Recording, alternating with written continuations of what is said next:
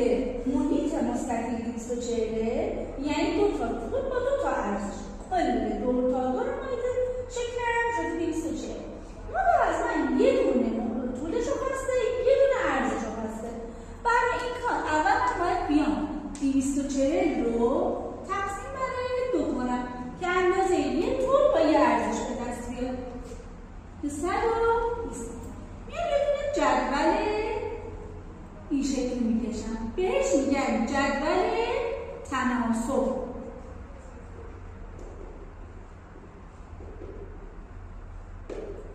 تو تناسب گفته ارزم 3 که فارسی نویسی هم میکنم، طول 5، کلش شده 120.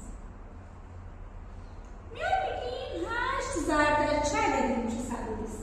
خب میگم مجموع 120 برای اینکه بدونم 8 ضرب در چه عددی میشه 120 باید 120 رو تقسیم بر 8 کنم.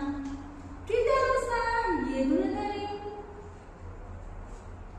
8 منهای از 12 8 کم کنم 4 صفر رو میارم پایین.